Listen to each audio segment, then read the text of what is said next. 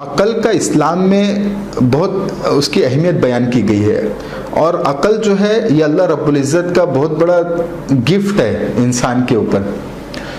لیکن ہماری عقل کی ایک لمٹ ہے، ایک حد ہے. جیسے دوسرے اللہ رب العزت نے اعضاء ہم کو دیے، اللہ نے ہم کو آنکھ دی، کان دیا، تو اس کی ایک حد ہے. آپ آنکھ سے دیکھ سکتے ہیں لیکن آپ آنکھ سے سن نہیں سکتے. اسی طرح اللہ نے ہم کو کان دیا، آپ کان سے سن سکتے ہیں، کان سے دیکھ نہیں سکتے. اسی طرح اللہ رب العزت نے ہم کو عقل دی، ہم کو سینس دیا، تو اس کی بھی ایک لمٹ ہے. ایک لمٹ تک عقل کام کرتی ہے، اس کے بعد عقل کام نہیں کرتی.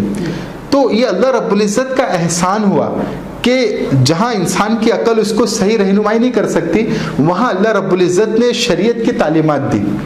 شریعت اللہ رب العزت نے دی، یہ اللہ کا احسان ہوا. اگر اللہ رب العزت شریعت نہیں دیتا، انسانوں کو چھوڑ دیتا کہ اپنی عقل سے فیصلہ کرو، تو انسان ایسے ایسے فیصلے لے لیتا کہ اس کے تباہی کا سبب بن جاتا، خود اس کی تباہی کا سبب بن جاتا. اس لیے اللہ نے احسان کیا کہ اللہ رب العزت نے جہاں عقل انسان کی رہنمائی درست رہنمائی نہیں کر سکتی، وہاں پر اللہ رب العزت نے شریعت کا نظام دیا. اور عقل، شریعت کے ساتھ ساتھ عقل کی بھی ضرورت ہے. اس لیے کہ جیسے کہ میں نے بتایا کہ اسلام میں عقل کی بہت اہمیت ہے، یہ بہت بڑا اللہ کا گفٹ ہے. اور اتنی اہمیت ہے عقل کی کہ اگر آپ کے پاس عقل نہیں ہے تو شریعت آپ کے اوپر لاگو ہی نہیں ہوگی. اگر کوئی پاگل ہے، مجنون ہے، تو اس کے اوپر شریعت لاگو نہیں ہے. اس لیے کہ شریعت کی تعلیمات پر عمل کرنے کے لیے عقل کا استعمال کرنا ضروری ہے. تو اسلام نے عقل اور شریعت، عقل اور مذہب دونوں کا ایک خوبصورت کمبینیشن ہم کو دیا. دونوں عقل اور شریعت دونوں ایک دوسرے کو انٹیگریٹ کرتے ہیں، اور یہ اسلام کی خوبی ہے. دوسرے مذہب میں یہ خوبی نہیں پائی جاتی. دوسرے مذہب کا حال یہ ہے کہ اگر آپ عقل کے تقاضوں کو پورا کریں گے، عقل کی ریکوائرمنٹس کو پورا کرنے جائیں گے، تو آپ کو مذہب کے تقاضوں کو چھوڑنا پڑے گا، مذہب کو چھوڑنا پڑے گا.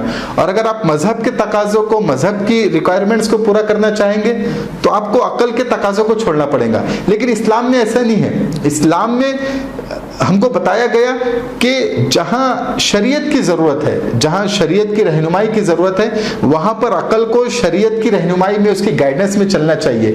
اور جہاں پر شریعت کو سمجھنے کے لیے، شریعت پر عمل کرنے کے لیے عقل کی ضرورت ہے، وہاں پر عقل کا استعمال کرنا چاہیے. اس لیے کہ شریعت کی بہت ساری چیزیں ایسی ہیں کہ آپ عقل کا استعمال کیے بغیر اس پہ عمل ہی نہیں کر سکتے. اس لیے عقل کا استعمال ضروری ہے. تو یہ تو اسلام کی خوبی ہے کہ اسلام نے ایک بہترین امتزاج عقل اور مذہب میں پیدا کیا، ایک بہترین بیوٹیفل کمبینیشن پیدا کیا. ہمارا جو فقہ اسلامی کا ذخیرہ ہے، پورا ذخیرہ عقل اور مذہب، عقل اور نقل، یعنی عقل اور مذہب کی مکمل انٹیگریشن کا نمونہ ہے. تو جہاں عقل کی لمٹ ختم ہوتی ہے، وہاں شریعت نے ہم کو رہنمائی دی، اور عقل کی ذمہ داری ہے کہ وہاں شریعت کی گائیڈنس میں وہ چلے. اور جہاں شریعت کو سمجھنے کے لیے اور شریعت پر عمل کرنے کے لیے عقل کی ضرورت ہے، وہاں عقل کا استعمال کیا جائے. تو یہ کہنا درست نہیں ہے کہ اگر ہم کو عقل دے دی گئی تو شریعت کی کیا ضرورت ہے، اور شریعت دے دی گئی تو پھر عقل کی کیا ضرورت ہے. بلکہ ہم کو شریعت کی بھی ضرورت ہے اور عقل کی بھی ضرورت ہے.